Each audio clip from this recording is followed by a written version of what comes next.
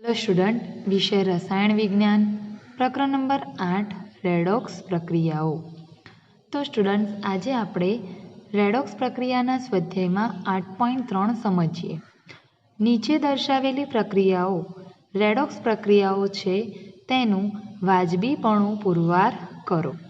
તો સ્ટુડન્ટ્સ, આમાં આપણને કેટલીક રેડોક્સ પ્રક્રિયાઓ આપેલી છે અને આપણે સમજાવવાનું છે કે કેવી રીતે આ બધી પ્રક્રિયાઓ રેડોક્સ પ્રક્રિયાઓ છે।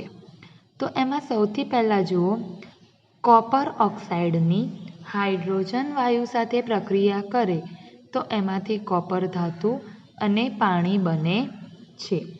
હવે અહીંયા જુઓ, કોપર ઓક્સાઇડમાંથી કોપર ધાતુ બને છે તો તમે જોઈ શકો છો કે ઓક્સિજન દૂર થાય છે અને કોપર ઓક્સાઇડમાંથી ઓક્સિજન દૂર થઈને કોપર ધાતુ બને છે।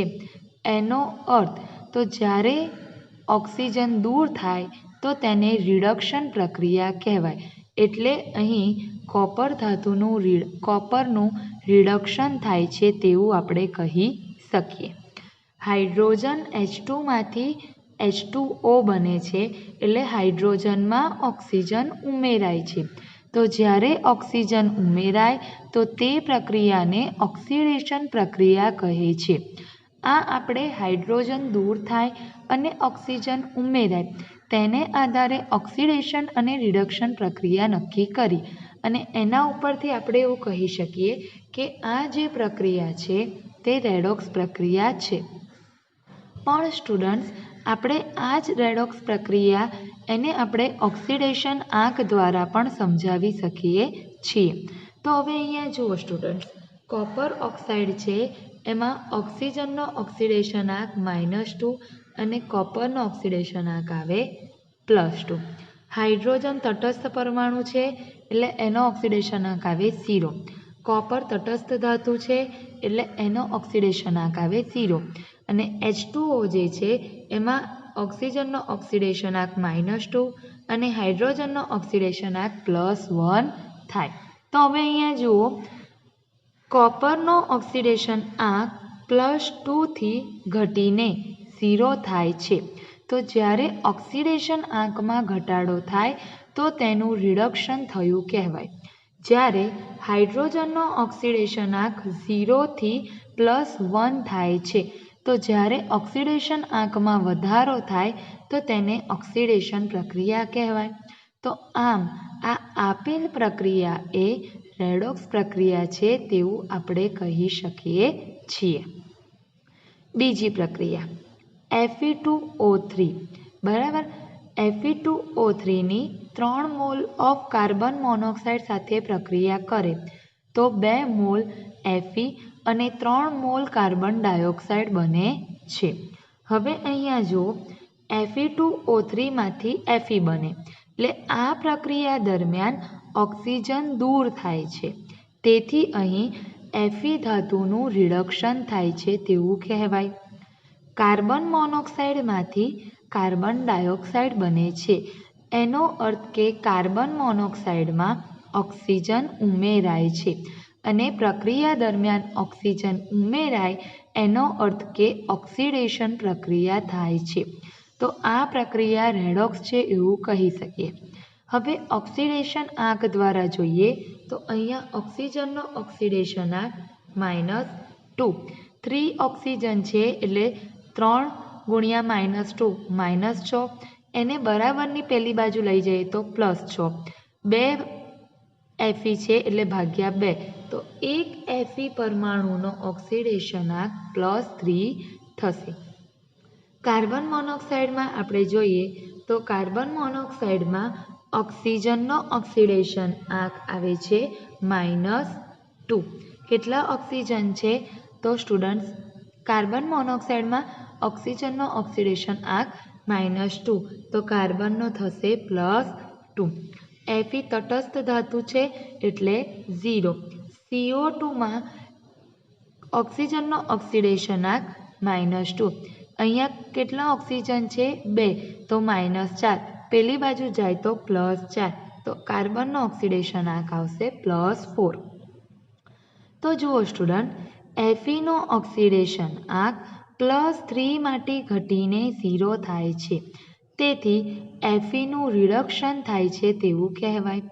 કાર્બનનો ઓક્સિડેશનાંક +2 માંથી વધીને +4 થાય છે, તેથી કાર્બનનું ઓક્સિડેશન થાય છે તેવું આપણે કહી શકીએ. આમ આપેલ જે પ્રક્રિયા છે તે રેડોક્સ પ્રક્રિયા છે એવું કહેવાય. સ્વાધ્યાયનો 8.5 H2SO5 Cr2O7 અને NO3 માં રહેલા સલ્ફર, ક્રોમિયમ અને નાઇટ્રોજન તત્વના ઓક્સિડેશન આંકની ગણતરી કરો.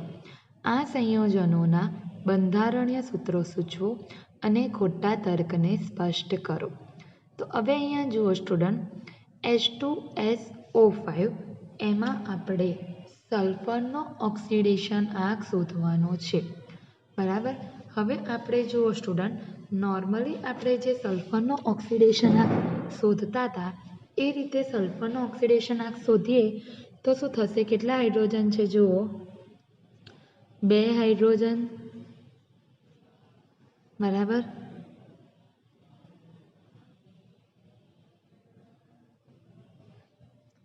બે hydrogen plus 1 sulphur plus 5 oxygen is equal to 0. બરાબર. 2 hydrogen 1 sulphur 5 oxygen is equal to 0. હવે અહીંયા જુઓ સ્ટુડન્ટ, હાઇડ્રોજનનો ઓક્સિડેશન આંક આપણે કેટલો લઈએ છીએ? તો +1. તો 2 ગુણ્યા +1 પ્લસ સલ્ફર પ્લસ 5 ઓક્સિજનનો -2 ઇઝ ઇક્વલ ટુ 0. તો 2 એકા 2 પ્લસ સલ્ફર 5 દુ 10 is equal to 0. -10 plus 2 -8 plus sulphur is equal to 0. તો સલ્ફરનો ઓક્સિડેશન આંક -8 પેલી બાજુ જાય તો આવે +8. પણ સ્ટુડન્ટ્સ, સલ્ફરનો +8 ઓક્સિડેશન આંક શક્ય નથી. કેમ? કારણ કે સલ્ફરનો મહત્તમ ઓક્સિડેશન આંક ક્યારે પણ +6 કરતાં વધારે હોઈ શકે નહીં. બરાબર. તો આપણે એવું લખી શકીએ કે +8 ઓક્સિડેશન આંક સલ્ફરનો +8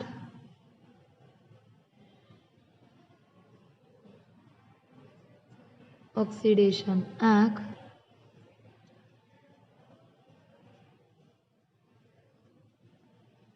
શક્ય નથી, કારણ કે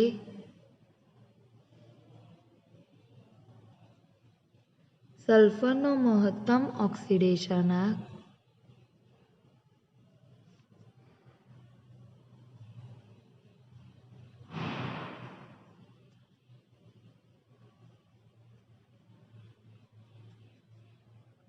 +6 કરતાં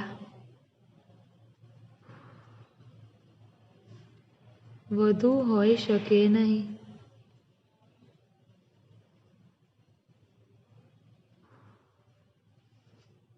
બરાબર. હવે કેવી રીતે આપણે સલ્ફરનો ઓક્સિડેશન આંક શોધીશું?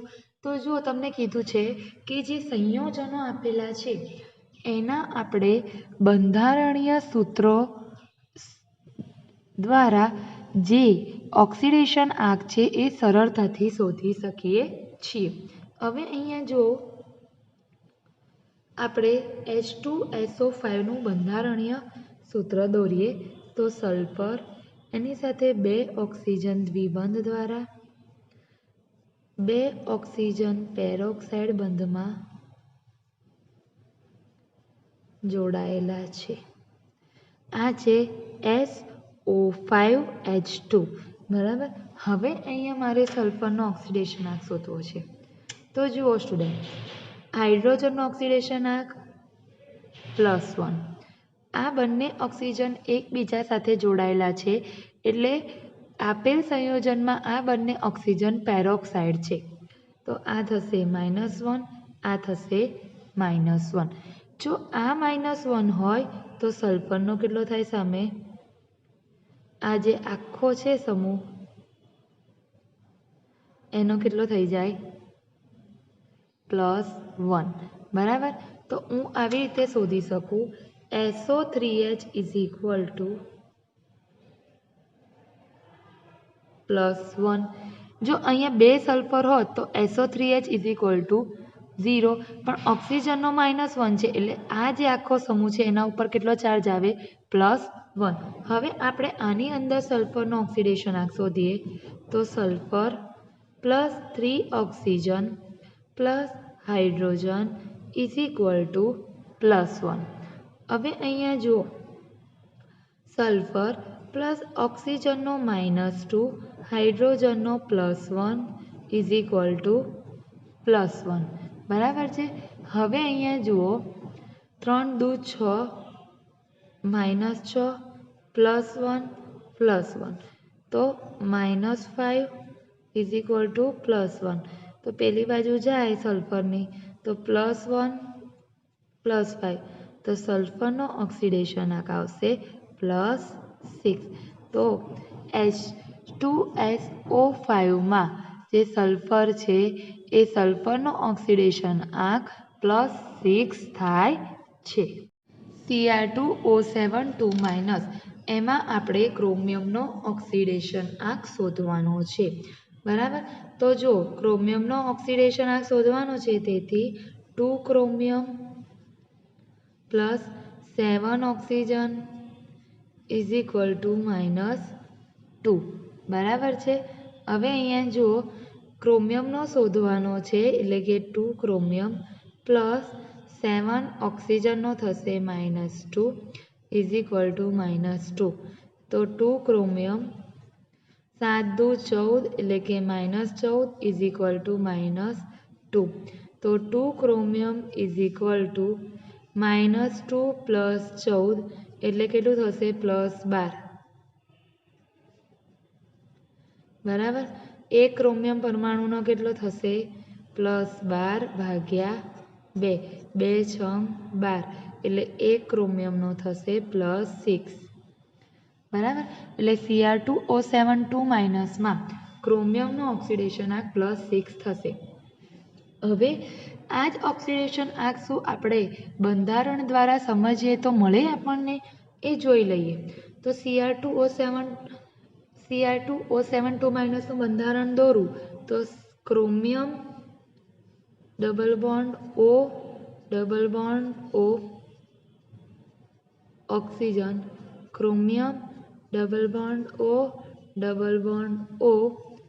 O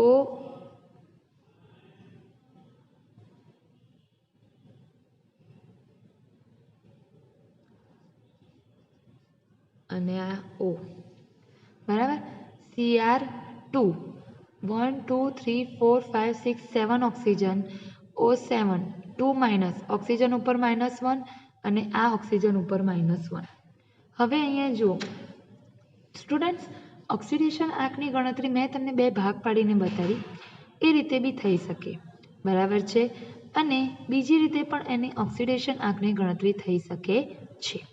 Cr2O7 ની ડાયરેક્ટ ગણતરી કરી તો +6 આવે. હવે બીજી કઈ રીત છે તો જો અહીંયા જુઓ સ્ટુડન્ટ, ઓક્સિજનનો ઓક્સિડેશન આંક -2 તો ક્રોમિયમનો +2. આ ઓક્સિજનનો -2 તો ક્રોમિયમ થાય +2. આ ઓક્સિજન -1 ક્રોમિયમ થાય +1. બરાબર છે.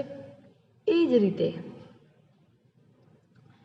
આ ઓક્સિજન થાય -1 ક્રોમિયમ થાય +1. +2 +2 +1 +1 2 ને 2 4 ને 1 5 ને 1 6 તો ક્રોમિયમનો ઓક્સિડેશન આંક થાય +6. અહીંયા બી જુઓ આ ઓક્સિજનનો -1 +1 -1 +1 -2 +2 +2 તો આ ક્રોમિયમનો પણ ઓક્સિડેશન આંક કેટલો થાય? +6. તો બંધારણ દ્વારા પણ આપણને ક્રોમિયમનો ઓક્સિડેશન આંક કેટલો મળે છે +6 અને આપણે સામાન્ય રીતે જે ઓક્સિડેશન આંકની ગણતરી કરીએ એના દ્વારા પણ આપણને ક્રોમિયમનો ઓક્સિડેશન આંક કેટલો મળે છે +6 પછી આપેલું છે NO3-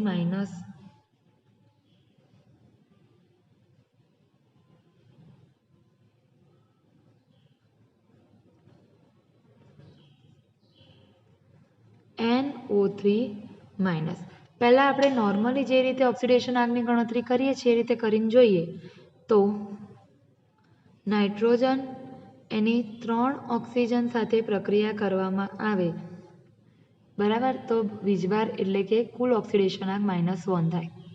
હવે જુઓ નાઇટ્રોજનનો ઓક્સિડેશન આંક શોધવાનો છે +3 ઓક્સિજનનો -2 = -1 તો 3 દુ 6 તો નાઇટ્રોજન -6 = -1 પેલી બાજુ જાય તો +6 -1 +6 તો નાઇટ્રોજનનો ઓક્સિડેશન આંક આવે +5. ઓકે હવે આપણે બંધારણ દોરીએ NO3- તો N ડબલ બોન્ડ O અને O.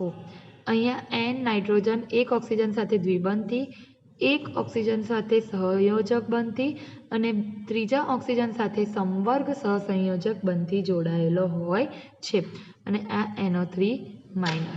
હવે જુઓ આ ડબલ બોન્ડ સાથે જોડાયેલા ઓક્સિજનનો ઓક્સિડેશન આંક -2 એટલે નાઇટ્રોજનનો +2 આનો -1 એટલે નાઇટ્રોજનનો +1 સંવર્ગ સહસંયોજક બંધથી જોડાયેલા ઓક્સિજનનો -2 એટલે આનો +2 તો નાઇટ્રોજનનો કુલ ઓક્સિડેશન આંક થશે +5.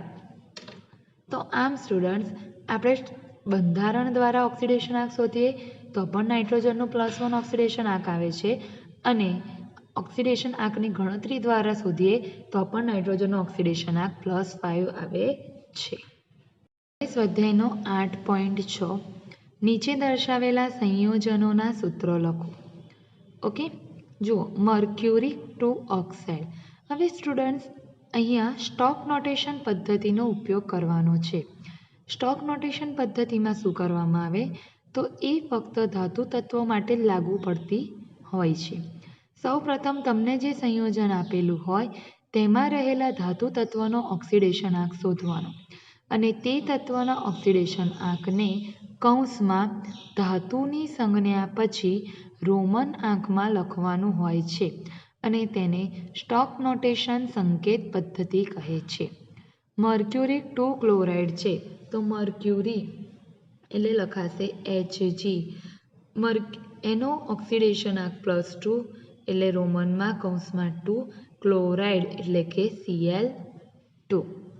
નિકલ 2 સલ્ફેટ નિકલની સંજ્ઞા Ni ઓક્સિડેશન આંક 2 સલ્ફેટ એટલે કે SO4.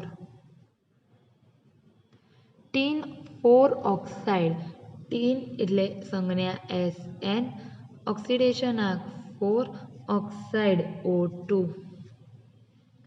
થેલિયમ 1 સલ્ફેટ થેલિયમ એટલે કે Tl2 બરાબર 1 કારણ કે સલ્ફેટ SO4 2 માઇનસ હોય થેલિયમ +1 હોય બરાબર એટલે Tl2 થઈ જશે SO4. આયરન 3 સલ્ફેટ બરાબર છે તો આયરન 3 સલ્ફેટ તો Fe2 3SO4 થ્રાઇસ કારણ કે Fe+3 હોય SO4 2 માઇનસ હોય એટલા માટે Fe2 અને SO4 થ્રાઇસ લેવું પડે. ક્રોમિયમ 3 ઓક્સાઇડ તો Cr2 રોમનમાં 3 ઓક્સાઇડ એટલે કે O3. તો સ્ટુડન્ટ્સ આ રીતે આપણે સંયોજનોના સૂત્રને લખી શકીએ છીએ. હવે સ્ટુડન્ટ્સ આપણે સ્વાધ્યાયની રેડોક્સ પ્રક્રિયાઓ જે આપેલી છે તેને સંતુલિત કરવાની છે. 8.17 નીચેની પ્રક્રિયાઓનો વિચાર કરો. રેડોક્સ પ્રક્રિયાઓને સમતોલિત કરો. હવે અહીંયા તમને કેટલીક રેડોક્સ પ્રક્રિયા આપેલી છે તેને આપણે સંતુલિત કરવાની છે. તો હવે અહીંયા જુઓ કે આ જે પ્રક્રિયા છે પરમેંગેનેટ આયનની આયોડાઇડ આયન સાથે પ્રક્રિયા કરવામાં આવે તો MnO2 એટલે કે મેંગેનીઝ ડાયોક્સાઇડ અને I2 એટલે કે આયોડિનનો અણુ બને છે અને આ પ્રક્રિયા બેઝિક માધ્યમમાં થાય છે. બરાબર છે. તો હવે અહીંયા જુઓ સ્ટુડન્ટ્સ, સૌ પ્રથમ આપણે રેડોક્સ પ્રક્રિયાઓના કેટલાક નિયમો વિશે સમજવાનું હતું. એ નિયમો મેં તમને સમજાવ્યા છે. એ જ નિયમોનો ઉપયોગ કરી અને આપણે આપેલ રેડોક્સ પ્રક્રિયાને સંતુલિત કરીશું. સ્ટુડન્ટ્સ, આપણે રેડોક્સ પ્રક્રિયાઓને સંતુલિત કરવા માટેનો પહેલો નિયમ છે આપેલ પ્રક્રિયાને મૂળ આયનીય પ્રક્રિયામાં લખો. તમને જે રિએક્શન આપેલું હોય એની મૂળ આયનીય પ્રક્રિયા લખવાની કહે છે. હવે આ જે પ્રક્રિયા છે એ ઓલરેડી આયન સ્વરૂપમાં આપેલી છે. તો સ્ટેપ 1,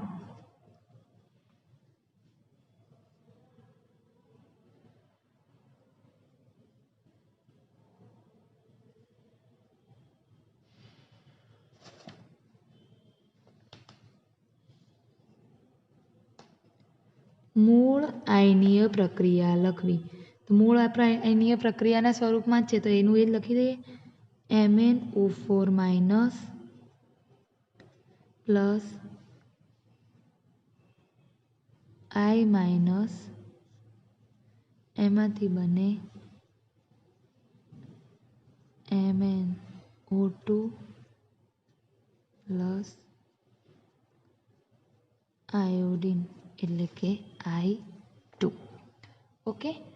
હવે નિયમ નંબર 2, આપેલ પ્રક્રિયામાં રહેલા બધા જ તત્વોનું ઓક્સિડેશન આંક નક્કી કરો અને તેના ઉપરથી ઓક્સિડેશન અને રિડક્શન પ્રક્રિયા લખો. એટલે સ્ટુડન્ટ, આ જે પ્રક્રિયા છે એમાં રહેલા બધા જ તત્વોનો આપણે ઓક્સિડેશન આંક શોધવાનો અને કયા તત્વનું ઓક્સિડેશન થાય છે અને કયા તત્વનું રિડક્શન થાય છે તે આપણે નક્કી કરવાનું છે. બરાબર. હવે જુઓ તો step number 2,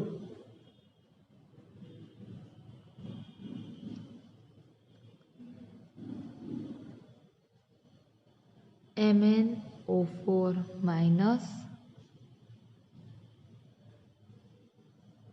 aqueous plus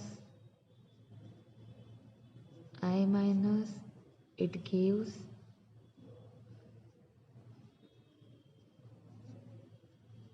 MnO2 plus I2. Okay. ચલો ઓક્સિડેશન આંક શોધીએ. તો જુઓ, ઓક્સિજનનો ઓક્સિડેશન આંક કેટલો થશે? -2.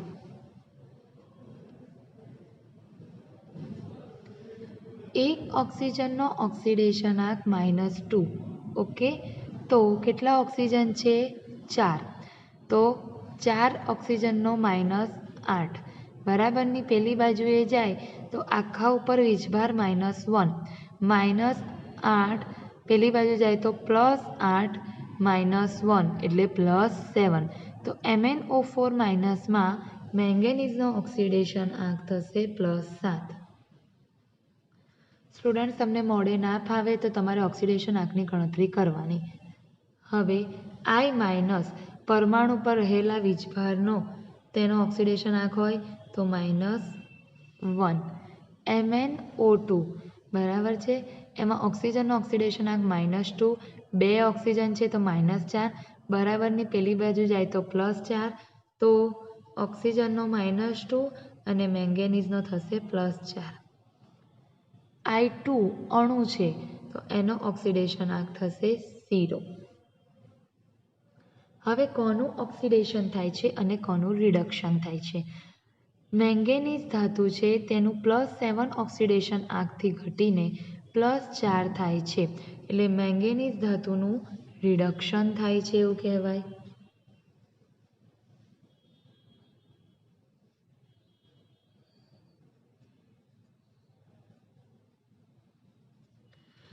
આયોડિનનો ઓક્સિડેશન આંક -1 થી વધીને 0 થાય છે એટલે આયોડિનનું ઓક્સિડેશન થાય છે એવું કહેવાય.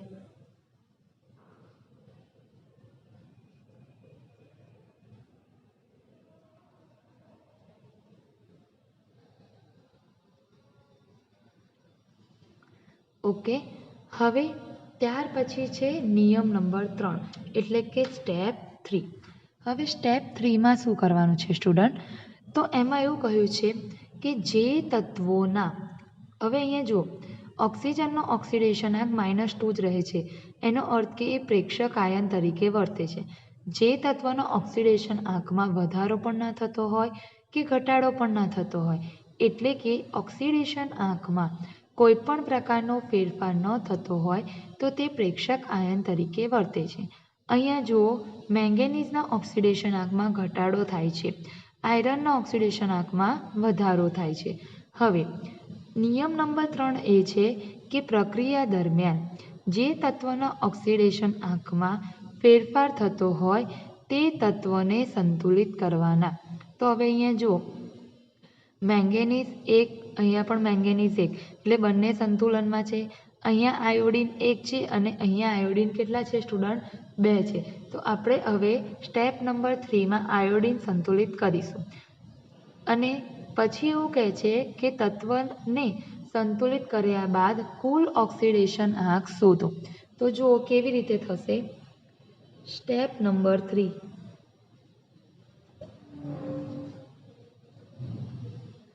MnO4- એની I- સાથે પ્રક્રિયા કરવામાં આવે, MnO2 અને આયોડિન અણુ બને છે. ચલો, કોના ઓક્સિડેશન આંકમાં ફેરફાર થાય છે? મેંગેનીઝ અને આયોડિનમાં. એમાં મેંગેનીઝ સંતુલનમાં છે, આયોડિન સંતુલનમાં નથી. તો અહીંયા આપણે કરી દઈશું, એક I છે અહીંયા 2, 2I. ચલો, તો મેંગેનીઝ અને આયોડિન બંને સંતુલનમાં થઈ ગયા. હવે એવું કે છે કુલ ઓક્સિડેશન આંક શોધવાનું. જો અહીંયા આપણે એક એક તત્વનો ઓક્સિડેશન આંક શોધ્યો છે. કુલ, ચલો અહીંયા એક મેંગેનીઝ છે, એક મેંગેનીઝનો +7, એટલે આનો કુલ +7. જેના ઓક્સિડેશન આંકમાં ફેરફાર થતો હોય એનો જ કુલ ઓક્સિડેશન આંક શોધવાનું. બરાબર. આયોડિન 1 છે એટલે -1. અહીંયા આયોડિન હવે કેટલા થઈ ગયા? 2. તો કુલ ઓક્સિડેશન આંકમાં 2 × -1 બરાબર -2. ચલો, એક મેંગેનીઝનો +4, અહીંયા પણ એક જ મેંગેનીઝ છે એટલે +4. I2 નો 0, અહીંયા I2 નો 0. તો આ છે આપણા કુલ ઓક્સિડેશન આંક. બરાબર. હવે નિયમ નંબર 4, આપણે કુલ ઓક્સિડેશન આંક શોધ્યા, ઓક્સિડેશન અને રિડક્શન પ્રક્રિયા નક્કી કરી.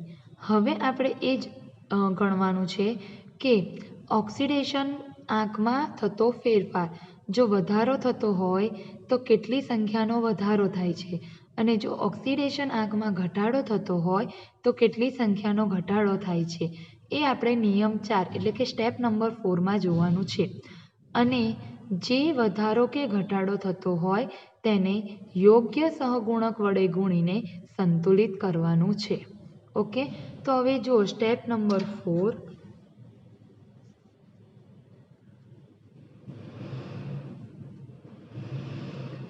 Step number 4,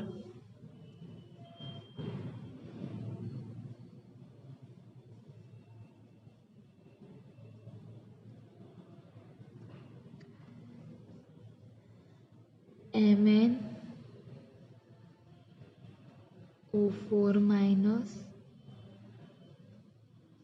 plus 2I- it gives MnO2 plus I2 અણુ. બરાબર.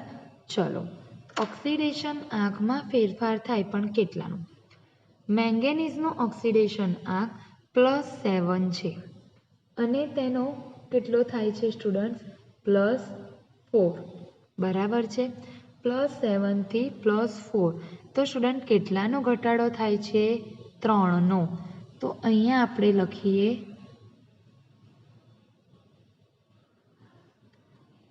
3નો. બરાબર. ઓક્સિડેશન આંકમાં કેટલાનો ફેરફાર થાય છે? ઘટાડો 3નો. આયોડિનનો ઓક્સિડેશન આંક -2 છે અને 0, એટલે કેટલો ઓક્સિડેશન આંકમાં વધારો થાય છે? 2નો. તો અહીંયા આપણે લખીએ 2. હવે સ્ટુડન્ટ્સ, ઓક્સિડેશન આંકમાં ફેરફાર થવો એટલે કે ઇલેક્ટ્રોનની સંખ્યામાં ફેરફાર થવો. ક્યારે પણ એવું નહીં થાય કે 3 ઇલેક્ટ્રોન ગુમાવીને 2 ઇલેક્ટ્રોન મેળવે, 5 ઇલેક્ટ્રોન ગુમાવીને 7 ઇલેક્ટ્રોન મેળવે, એવું શક્ય નથી. રેડોક્સ પ્રક્રિયા દરમિયાન ઓક્સિડેશનમાં જેટલા ઇલેક્ટ્રોન ગુમાવાય, રિડક્શન પ્રક્રિયા દરમિયાન એટલા જ ઇલેક્ટ્રોન મેળવવામાં આવે છે. અહીંયા આપણે એ જ વસ્તુ ઓક્સિડેશન આંકમાં વાત કરીએ. 3નો ઘટાડો અને 2નો વધારો થાય છે. તો રેડોક્સ પ્રક્રિયા દરમિયાન ઓક્સિડેશન આંકમાં થતો ફેરફાર સરખો કરવો પડે. તો હવે મારે આ બંને ફેરફારને સરખા કરવા હોય તો એને કોઈક યોગ્ય સહગુણક વડે મારે ગુણવું પડે. તો હવે સ્ટુડન્ટ્સ આપણે એને યોગ્ય સહગુણક વડે ગુણીએ. તો જુઓ, બંનેને સરખા કરવા માટે કેટલા વડે ગુણવા પડે? 3નો ઘટાડો 2નો વધારો. આને મારે 2 વડે ગુણું અને આને હું 3 વડે ગુણું. તો ઓક્સિડેશન આંકમાં થતો ફેરફાર સરખો થઈ જશે. 3 દુ 6, 2 તારી 6. બરાબર. આ ઓક્સિડેશન આંકમાં થતો ફેરફાર સરખો થઈ ગયો. બરાબર છે. હવે અહીંયા જુઓ, આપણે જે 3 અને 2 વડે ગુણીએ એ જે સમીકરણમાં, એટલે કે એ સમીકરણ દરમિયાન જેનામાં ફેરફાર થતો હોય એના ઉપર લાગુ પડે. બરાબર. અહીંયા 3નો ઘટાડો થતો હતો અને મેં 2 વડે ગુણ્યું, તો આપણે આ બંનેને 2 વડે ગુણવું પડે. અહીંયા 2નો વધારો થતો હતો પણ મેં અહીંયા 3 વડે ગુણ્યું, તો આપણે આ બંનેને 3 વડે ગુણવું પડે. બરાબર છે. તો હવે જુઓ, આને 2 વડે અને આને 3 વડે ગુણીએ તો શું થાય? તો હવે સમીકરણ આવી રીતે લખાય, MnO4 - 2 વડે ગુણાશે એટલે લખાશે 2MnO4 માઇનસ. આ 2 વડે ગુણેલું છે, કેટલા વડે ગુણાય છે? 3 વડે. તો 2 તારી 6 એટલે 6I માઇનસ. પછી આ 2 વડે ગુણાશે 2MnO2. આ 3 વડે ગુણાશે એટલે કે +3I2. બરાબર છે. આ રીતે આપણે ઓક્સિડેશન આંકમાં થતો ફેરફાર ગણ્યો અને તેને સમાન કરવા માટે યોગ્ય સહગુણક વડે ગુણ્યો. Step number 5. સ્ટેપ નંબર 5માં સ્ટુડન્ટ્સ આપણે વીજભાર સંતુલિત કરવાના છે. બરાબર. અને વીજભાર સંતુલિત કરવા માટે જો પ્રક્રિયા એસિડિક માધ્યમમાં થતી હોય તો H+ ઉમેરવાના અને જો પ્રક્રિયા બેઝિક માધ્યમમાં થતી હોય તો OH- ઉમેરવાના. ઓકે. તો હવે આપણે સ્ટેપ 5 લખીએ.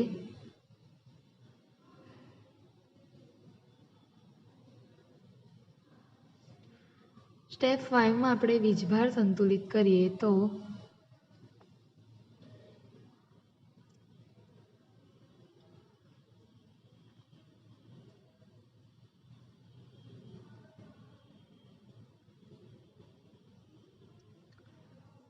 MnO4 - 2MnO4 plus 6I minus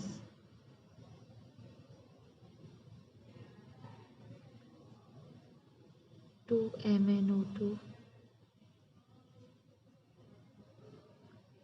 plus 3I2. ચલો, વીજભાર કેવી રીતે ગણવાનો? સંયોજન ઉપર રહેલો વીજભાર. ચલો, MnO4 માઇનસ છે. બરાબર.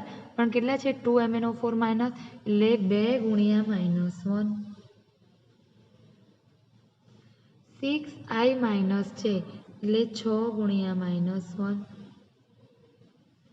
2MnO2 કોઈ પણ પ્રકારનો વીજભાર નથી એટલે 2 ગુણ્યા 0. અહીંયા પણ કોઈ પણ પ્રકારનો વીજભાર નથી એટલે 3 ગુણ્યા 0. 2 ગુણ્યા -1 -2. 6 ગુણ્યા -1 પ્લસ -6. -6 પ્લસ માઇનસ માઇનસ -2 કેટલા થશે? -8. અહીંયા વીજભાર કેટલો થશે? 0. બંનેના વીજભાર કેવા છે? જુદા જુદા. બંને બાજુ મારે વીજભાર સરખા કરવા હોય તો એસિડિક માધ્યમમાં પ્રક્રિયા થતી હોય તો H+ ઉમેરવાના, બેઝિક માધ્યમમાં પ્રક્રિયા થતી હોય તો OH- ઉમેરવાના થાય. બરાબર. હવે અહીંયા જો બેઝિક માધ્યમમાં પ્રક્રિયા થાય છે એવું મેં તમને આગળ કીધું તો OH- ઉમેરવાના. તો અહીંયા હું +8 OH- ઉમેરું તો 0 + -8 તો વીજભાર -8 થઈ જશે. બંનેનો વીજભાર કેટલો થઈ ગયો? -8. એનો મતલબ આ બાજુ મારે 8 OH- ઉમેરું તો બંને બાજુનો વીજભાર સમાન થાય. ઓકે સ્ટુડન્ટ્સ, હવે આપણું ફાઇનલ સ્ટેપ છે સ્ટેપ નંબર 6. વીજભાર સંતુલિત થઈ ગયા. સ્ટેપ નંબર 6માં આપણે સંતુલિત કરવાનું છે ઓક્સિજનની સંખ્યા. બરાબર છે. તો હવે અહીંયા જુઓ કેટલા ઓક્સિજન છે? 4 દુ 8. અહીંયા કેટલા ઓક્સિજન છે? 2 દુ 4 અને 8 12. અહીંયા કેટલા છે? 8. એટલે આ બાજુ 4 ઓક્સિજન કેવા છે? ઓછા. નિયમ નંબર 6 એવો છે કે જે બાજુએ ઓક્સિજન ખૂટતા હોય એ બાજુએ ઓક્સિજનની સંખ્યા આપણે સરખી કરવા માટે એટલા H2Oના અણુ ઉમેરવાના. બરાબર. અહીંયા 4 ઓક્સિજન ઓછા છે તો અહીંયા આપણે 4 ઓક્સિજન ઉમેરવા પડે. તો સ્ટેપ નંબર 6 આપણું થશે 2MnO4 - aqueous plus 6I- aqueous plus 4H2O liquid. It gives 2MnO2 solid plus 3I2 solid plus 8OH-. હવે અહીંયા તમે જોઈ શકો છો બંને બાજુએ ઓક્સિજનની સંખ્યા સરખી થઈ ગઈ. 4 દુ 8 ને 4 12, 2 દુ 4 ને 8 12. હવે હાઇડ્રોજનની સંખ્યા સંતુલિત કરવા માટે તો જુઓ સ્ટેપ નંબર 6માં તમે ઓક્સિજન પરમાણુઓને સંતુલિત કરશો તો ઓટોમેટિક બંને બાજુએ હાઇડ્રોજનની સંખ્યા પણ સંતુલિત થઈ જશે. અહીંયા જુઓ 4 દુ 8 હાઇડ્રોજન, અહીંયા 8 હાઇડ્રોજન. તો આ રીતે 6 સ્ટેપમાં આપણે પ્રક્રિયાને સંતુલિત કરી શકીએ છીએ. જો 2 manganese 2 manganese, 12 oxygen 12 oxygen, 6 iodine 6 iodine, 8 hydrogen 8 hydrogen. એટલે આખી આપણી જે સમગ્ર પ્રક્રિયા છે એ સંતુલનમાં છે એવું આપણે કહી શકીએ છીએ. ઓકે સ્ટુડન્ટ, તો આ રીતે આપણે સ્ટેપ વાઇઝ પ્રક્રિયાને રેડોક્સ પ્રક્રિયાને સંતુલિત કરી શકાય. MnO4- પરમેંગેનેટ આયનની સલ્ફર ડાયોક્સાઇડ સાથે પ્રક્રિયા કરીએ તો Mn+2 આયન અને HSO4- આયન બને છે. સૌથી પહેલાં સ્ટેપ 1 છે મૂળ આયનીય પ્રક્રિયા લખવી. તો MnO4- સલ્ફર ડાયોક્સાઇડ સાથે પ્રક્રિયા કરીએ Mn+2 HSO4- આયન બને છે. સ્ટેપ 2 છે આપેલ રેડોક્સમાં દરેક તત્વનો ઓક્સિડેશન આંક શોધી જે તત્વમાં ઓક્સિડેશન આંકમાં ફેરફાર થતો હોય તેના ઉપરથી ઓક્સિડેશન અને રિડક્શન પ્રક્રિયા નક્કી કરવી. એક ઓક્સિજનનો -2 4 છે -8. પેલી બાજુ જાય +8 માંથી 1 જાય તો +7. મેંગેનીઝનો +7.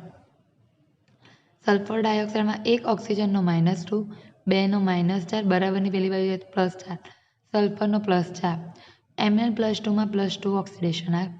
HSO4- એક ઓક્સિજનનો -2 4 ઓક્સિજનના -8. હાઇડ્રોજનનો +1 -7 બરાબર. પેલી બાજુ જાય તો +7 એમાંથી 1 બાદ કરે તો +6. સલ્ફરનો આવશે +6. હવે સલ્ફરનું +4થી વધીને ઓક્સિડેશન આંક +6 થાય છે એટલે સલ્ફરનું થાય છે ઓક્સિડેશન.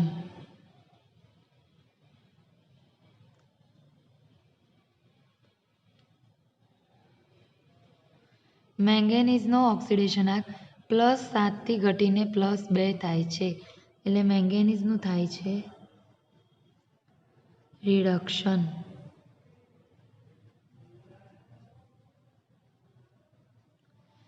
હવે સ્ટેપ નંબર 3.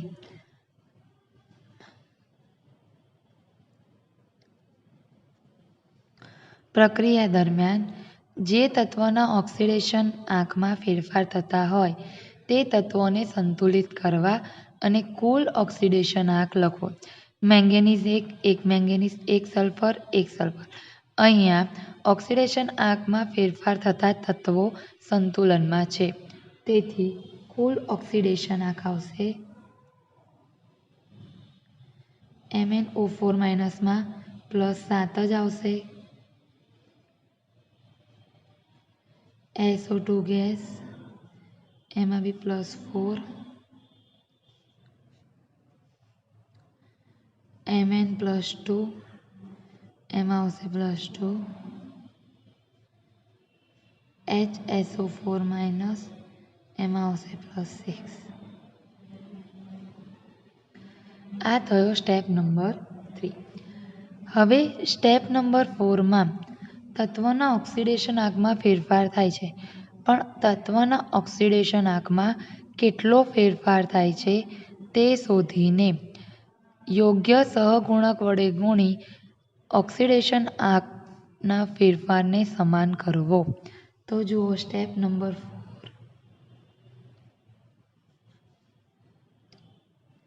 MnO4-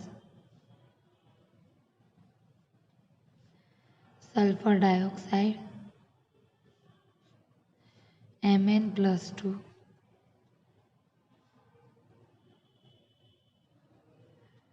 HSO4-. હવે જો સલ્ફરનો ઓક્સિડેશન આંક +4 થી +6 એટલે +2નો વધારો થાય છે. ઓકે, એટલે +2નો ઓક્સિડેશન આંકમાં ફેરફાર. MnO4- માંથી Mn+2 બને, એમાં 7માંથી +2 એટલે 5નો ઘટાડો થાય છે. હવે અહીંયા સ્ટુડન્ટ્સ 2નો વધારો અને 5નો ઘટાડો એટલે ઓક્સિડેશન આંકમાં થતો ફેરફાર જુદો જુદો છે.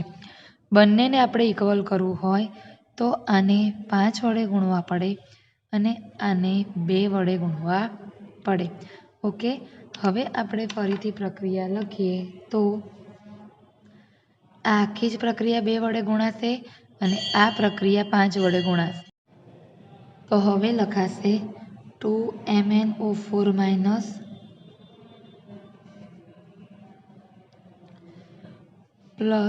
+5SO2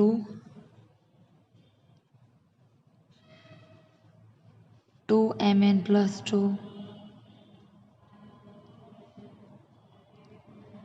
+5HSO4-.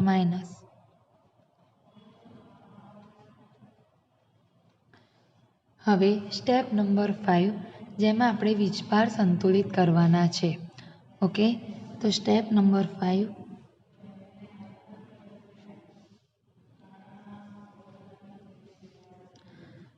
MnO4- aqueous +5 mole of SO2, it gives 2 mole of Mn+2 plus 5 mole of HSO4-. ચલો હવે અહીંયા જો વીજભાર -1 અહીંયા આગળ 2 છે તો 2 ગુણ્યા -1 પ્લસ 5 વીજભાર 0 5 ગુણ્યા 0 +2 વીજભાર 2 છે 2 મેંગેનીઝ 2 ગુણ્યા +2 પ્લસ 5 ગુણ્યા -1. ઓકે, તો 2 ગુણ્યા -1 -2 5 ગુણ્યા 0 0 બરાબર -2. હવે 2 દુ 4 +4 5 એકા 5 -5 +4 -5 -1. હવે સ્ટુડન્ટ્સ પ્રક્રિયા એસિડિક માધ્યમમાં થાય છે. જો એસિડિક માધ્યમમાં પ્રક્રિયા થાય તો H+ ઉમેરીને વીજભાર સંતુલિત કરવાના. તો હવે અહીંયા -2 છે, અહીંયા -1 વીજભાર છે, તો અહીંયા એક H+ ઉમેરવો પડે. તો હવે વીજભાર થાય -2 + 1 = -1. ઓકે, તો અહીંયા આપણે એક H+ ઉમેરીશું. બરાબર છે. હવે અહીંયા જુઓ વીજભાર સંતુલિત થઈ ગયા. હવે આપણે ઓક્સિજનની સંખ્યાને સંતુલિત કરવાની છે. ઓક્સિજનની સંખ્યાને સંતુલિત કરવા માટે જે બાજુ ઓક્સિજન ખૂટતા હોય એ તરફ એટલા પાણીના અણુઓ ઉમેરવાના. તો step 6, 2 MnO4-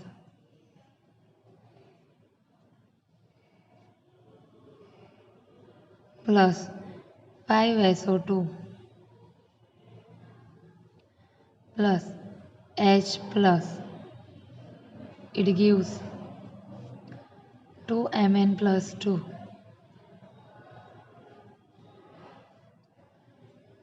plus 5 HSO4-.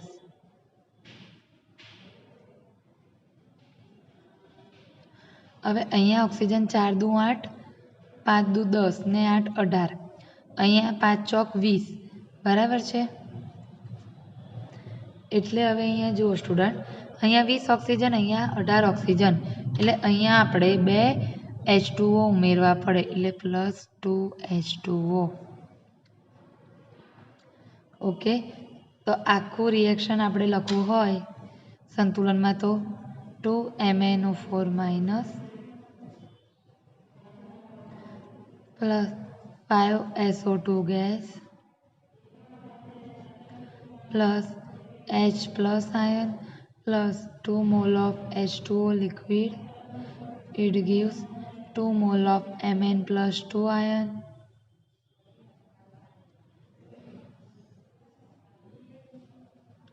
plus 5 mole of HSO4-. ચલો 4 દુ 8 ને 5 દુ 10 ને 2 18 ને 2 20, 2 ને 5 અહીંયા 5 ચોક 20 oxygen, 2 manganese 2 manganese, 5 sulphur 5 sulphur. બરાબર. અહીંયા 2 દુ 4 ને 5 હાઇડ્રોજન, અહીંયા 5 હાઇડ્રોજન. આખી રેડોક્સ પ્રક્રિયા સંતુલનમાં છે. હવે સ્ટુડન્ટ આપણે ત્રીજી રેડોક્સ જોઈએ. હાઇડ્રોજન પેરોક્સાઇડની Fe+2 આયન સાથે પ્રક્રિયા કરીએ, Fe+3 આયન અને પાણીનો અણુ બને છે. હવે અહીંયા જો સ્ટુડન્ટ, આપણે સૌપ્રથમ મૂળ આયનીય પ્રક્રિયા લખીએ. તો સ્ટેપ 1, H2O2 એની Fe+2 સાથે પ્રક્રિયા કરીએ તો Fe+3 આયન અને પાણીનો અણુ H2O લિક્વિડ બને. ઓકે, ચલો સ્ટેપ 2, રેડોક્સ પ્રક્રિયામાં બધા જ તત્વોનો ઓક્સિડેશન આંક શોધવો. તો H2O2 aqueous plus Fe+2, it gives Fe+3 plus H2O liquid. ચલો, હાઇડ્રોજન પેરોક્સાઇડ છે. પેરોક્સાઇડ સંયોજનોમાં ઓક્સિજનનો ઓક્સિડેશનાંક -1 આવે. અહીંયા એક ઓક્સિજનનો -1, 2 ઓક્સિજન છે -2, પેલી બાજુ જાય તો +2 ભાગ્યા 2, એટલે હાઇડ્રોજનનો ઓક્સિડેશનાંક આવે +1. Fe+2માં ઓક્સિડેશનાંક +2, Fe+3નો ઓક્સિડેશનાંક +3 અને H2Oમાં ઓક્સિજનનો ઓક્સિડેશનાંક -2 અને હાઇડ્રોજનનો +1.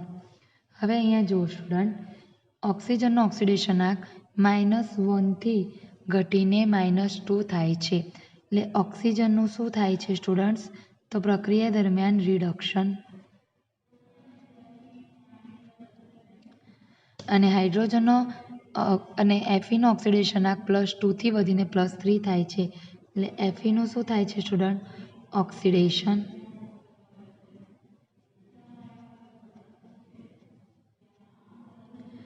હવે જે તત્વના ઓક્સિડેશનાંકમાં ફેરફાર થતો હોય તે તત્વોને સંતુલિત કરવાનું છે, બરાબર. જો અહીંયા બે હાઇડ્રોજન તો +1 છે એટલે પ્રેક્ષક આયન, એક Fe બે ઓક્સિજન એક ઓક્સિજન, એટલે હવે આપણે અહીંયા ઓક્સિજનને સંતુલિત કરવાના આવશે અને કુલ ઓક્સિડેશનાંક શોધવાનું, બરાબર. H2O2 aqueous Fe+2 aqueous, it gives Fe+3 aqueous plus H2O liquid.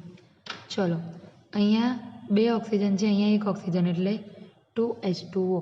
કુલ ઓક્સિડેશનાંક શોધવાનો છે. એક ઓક્સિજનનો -1 ઓક્સિડેશનાંક, તો બે ઓક્સિજનનો કેટલો થાય? -2. 2 ગુણ્યા -1 ઇઝ ઇક્વલ ટુ -2. એક Feનો +2 એક જ Fe છે, એક Feનો +3 એક જ Fe છે, એક હાઇડ્રોજનનો +1, બરાબર છે. હવે અહીંયા જો હાઇડ્રોજનનો +1 ઓક્સિજનનો -2, એક ઓક્સિજનનો -2, કેટલા ઓક્સિજન છે? 2, તો 2 ગુણ્યા -2 એટલે -4. તો આપણે જે તત્વના ઓક્સિડેશનાંકમાં ફેરફાર થતો હતો તેને સંતુલિત કર્યા અને કુલ ઓક્સિડેશનાંક શોધ્યો. ઓકે, હવે સ્ટુડન્ટ્સ આપણે ઓક્સિડેશનાંકમાં ફેરફાર કેટલો થાય છે એ શોધવાનું છે. Step number 4. H2O2 એની Fe+2 સાથે પ્રક્રિયા કરીએ તો Fe+3 plus 2 mall of H2O બને. ચલો હવે અહીંયા જો ઓક્સિજન -2 થી -4 થાય છે, બરાબર છે. તો ઓક્સિડેશન આંકમાં કેટલો ફેરફાર થયો -2 થી -4? તો 2નો ઘટાડો. ઓકે, +2 થી +3 થાય છે, તો કેટલાનો વધારો થયો? 1નો વધારો. હવે આપણે ઓક્સિડેશન આંકમાં થતો ફેરફાર જુદો જુદો છે, સરખો કરવો હોય તો આને 1 વડે ગુણીએ અને આને 2 વડે ગુણીએ તો સમગ્ર પ્રક્રિયા ગુણાશે, બરાબર છે. તો આપણે કેવી રીતે લખીશું નેક્સ્ટ સ્ટેપ સ્ટુડન્ટ? આ તો 1 વડે ગુણાય એટલે as it is H2O2 plus 2 વડે ગુણીશું એટલે 2Fe+2, it gives Fe3 plus 2Fe3 plus 2H2O. Okay, ચલો હવે આપણે ઓક્સિડેશન આંકમાં થતો ફેરફાર શોધ્યો અને તેને યોગ્ય સહગુણક વડે ગણી ઓક્સિડેશન આંકને સંતુલિત કર્યા, બરાબર. હવે સ્ટેપ નંબર 5. સ્ટેપ નંબર 5માં સ્ટુડન્ટ્સ આપણે વીજભાર સંતુલિત કરવાનું છે.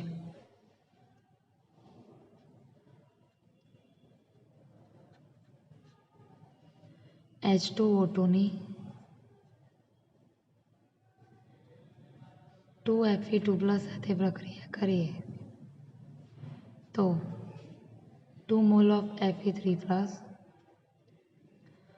પ્લસ 2H2O લિક્વિડ મળે.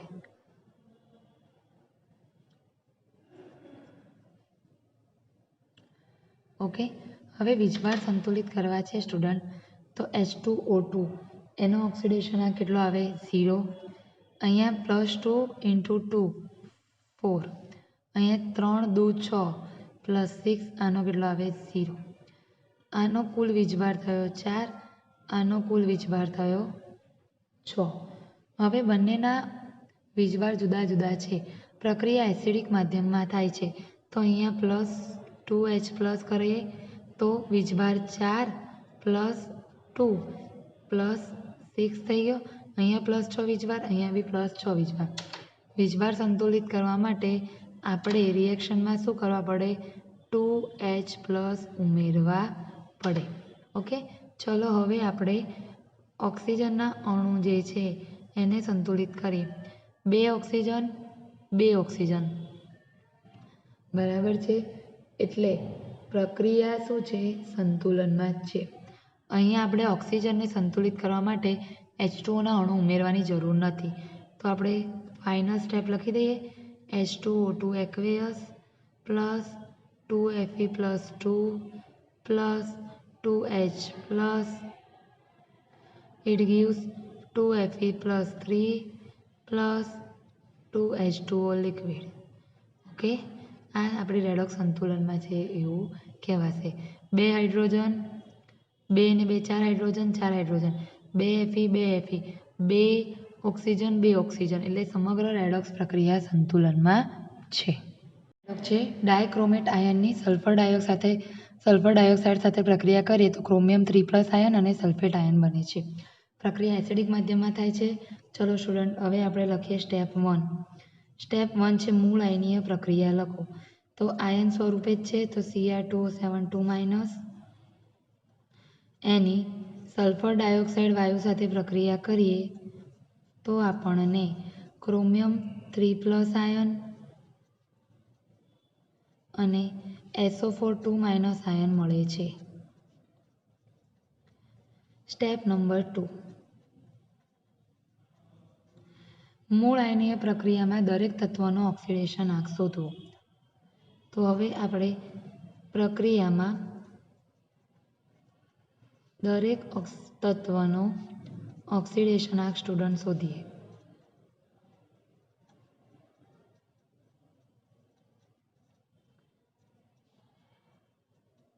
ચલો, ઓક્સિજનનો ઓક્સિડેશનાંક છે -2. 7 ઓક્સિજન છે -14. પેલી બાજુ જાય તો +14. એમાંથી 2 માઇનસ કરે તો 12. 2 ક્રોમિયમ છે તો 12/2. તો 1 ક્રોમિયમનો ઓક્સિડેશનાંક આવશે +6. અહીંયા ઓક્સિજનનો ઓક્સિડેશનાંક -2. 2 ઓક્સિજન -4. બરાબરની પેલી બાજુ જાય તો +4. સલ્ફરનો ઓક્સિડેશનાંક આવશે +4. ક્રોમિયમ 3+ આયનમાં +3 ઓક્સિડેશનાંક. અહીંયા SO4 માં 4 2 8 -8. પેલી બાજુ જાય તો +8. 2 જાય તો +6. સલ્ફરનો ઓક્સિડેશનાંક આવશે +6. ચલો, કોનું ઓક્સિડેશન થાય છે, કોનું રિડક્શન થાય છે? ક્રોમિયમનો ઓક્સિડેશનાંક +6 થી +3 થાય છે. એનો અર્થ કે ઓક્સિડેશનાંકમાં ઘટાડો થાય તો ક્રોમિયમનું શું થાય છે સ્ટુડન્ટ? રિડક્શન. સલ્ફરનો ઓક્સિડેશનાંક +4 થી વધીને +6 થાય છે. એનો અર્થ સલ્ફરનું શું થાય છે? ઓક્સિડેશન.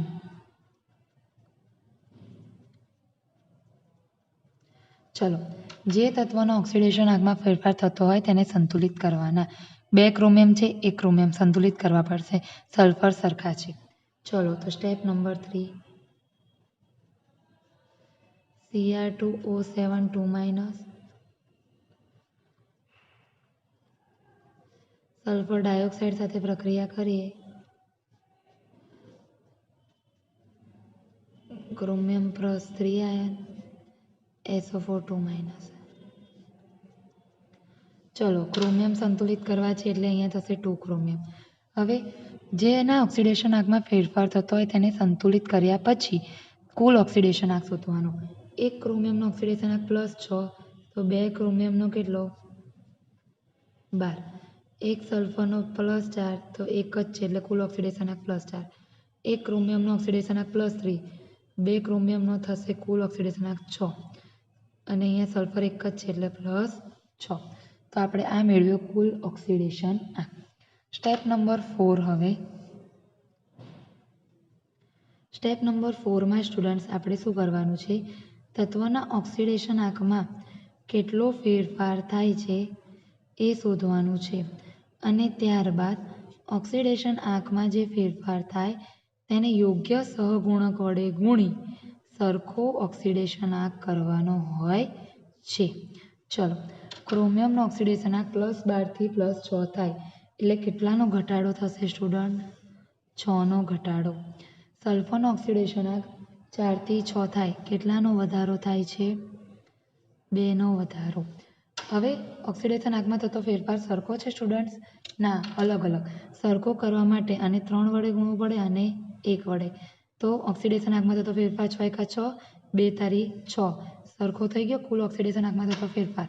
હવે આપણે એના ઉપરથી લખીએ 3 વડે ગુણાશે 3Cr2O7 2 સોરી આને 1 વડે ગુણાય છે એટલે Cr2O7 2 aqueous પ્લસ સલ્ફર ડાયોક્સાઇડને 3 વડે ગુણાય છે એટલે 3SO2 gas. It gives chromium 1 વડે ગુણાય છે એટલે એવા ને એવા 2 ક્રોમિયમ 3 પ્લસ અને સલ્ફર 3 વડે ગુણાય છે એટલે 3SO4 2 તો આ થયો ઓક્સિડેશન આંકમાં થતા ફેરફાર સમાન.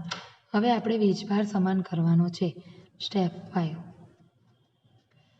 Cr2O7 2 plus 3SO2